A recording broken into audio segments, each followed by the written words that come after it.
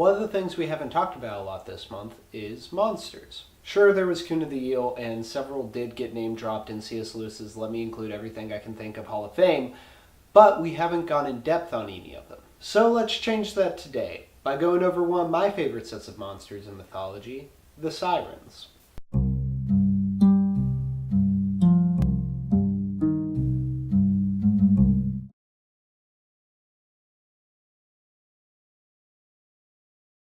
I tend to think that the Sirens are pretty well known. I have a feeling that most people would at least be able to associate them with temptresses and maybe sailors and understand that there is a song that they use to tempt sailors, but there are some finer details that maybe aren't as well known.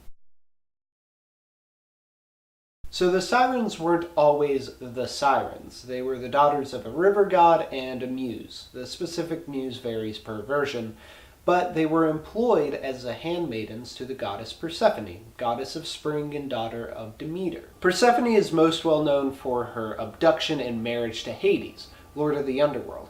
And this gets Demeter all sorts of riled up. A ton of people feel her wrath, and the Sirens are not immune from this. See, she thinks that they should have done more to stop the abduction, because, they could have gone up against the lord of the underworld. And so she hunts them down and curses them, turning into half birds, half women. So they isolate themselves to an island and begin luring unexpecting sailors. The hybrid nature of the Sirens was more in flux than, let's say, those of the Centaurs.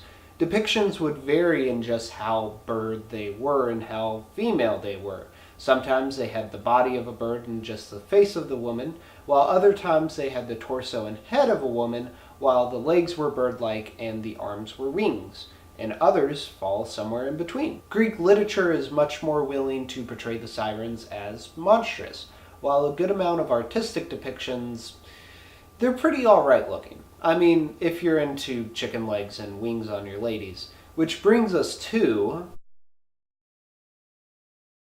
Often in Greco-Roman myth, female characters are punished by being deformed in some manner, usually being mixed with an animal or having animal parts. But the proposed hideousness is rarely reflected in art. It goes to show how much of a woman's value in the Greek world was dependent on her appearance, both in the fact that as punishment this appearance would be stripped away, but also by the fact that Greek sculptors and painters just weren't willing to make a subject who didn't adhere to strict beauty standards. But of course, there are some aspects of these artistic depictions that are a little less sketchy.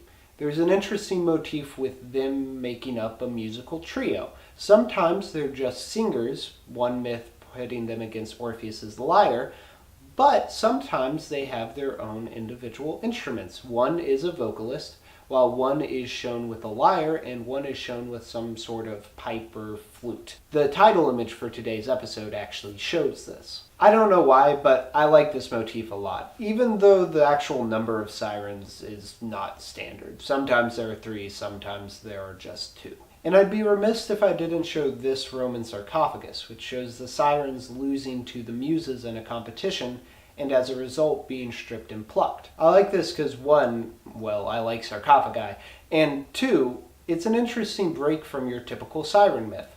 It's not your hero going on a quest, and since he's sailing somewhere, he's inevitably going to pass the Sirens' island. It's different.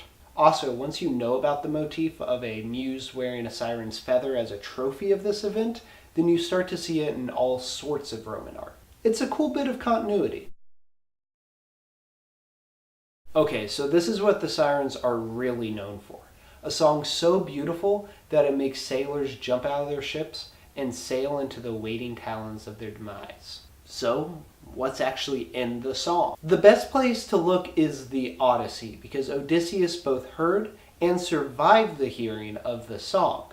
This is because his crew tied him to the mast. Circe warns Odysseus ahead of time about the Sirens, and it's actually her idea for the crew to mold earplugs out of wax and tie him to the mast. But the emphasis of this section is on how dangerous the Sirens are.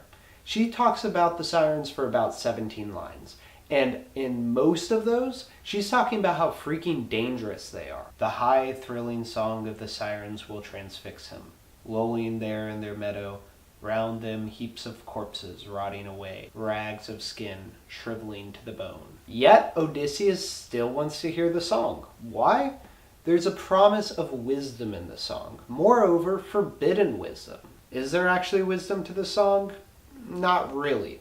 They sing about providing wisdom, they promise it, and they do sing about the Trojan War, which means they have some knowledge, but nothing that he wouldn't already know. No, the wisdom is actually in the song itself, having heard it and survived it, doing something that other people haven't done.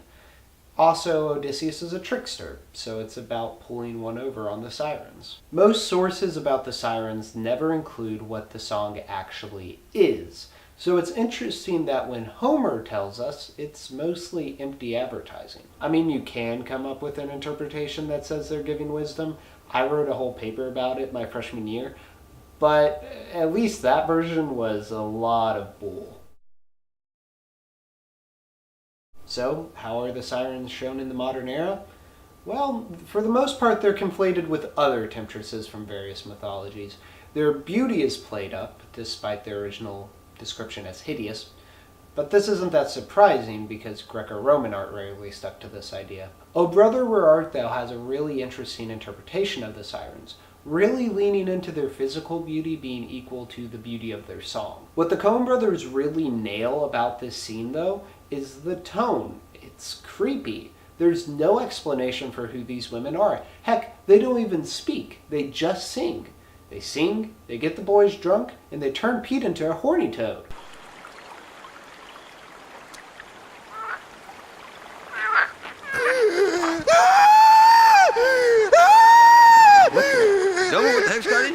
Can't you see it, Everett? Them Sirens did this to Pete.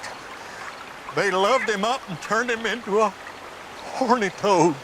They feel utterly unearthly, and despite having no depictions of supernatural power, still have that supernatural aura about them. Do not seek the treasure. We thought you was a toad.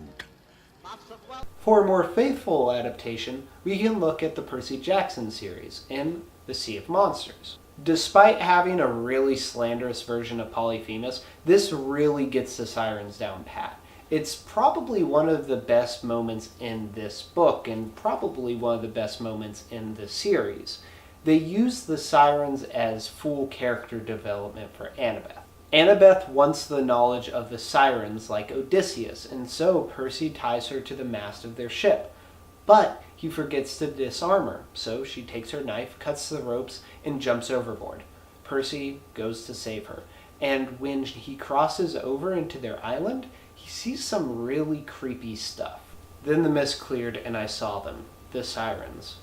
Imagine a flock of vultures the size of people, with dirty black plumage, gray talons, and wrinkled pink necks. Now imagine human heads on top of those necks. But the human heads kept changing. I couldn't hear them, but I could see them. They were singing. As their mouths moved, their faces morphed into people I knew. My mom, Poseidon, Grover, Tyson, Chiron. All the people I most wanted to see.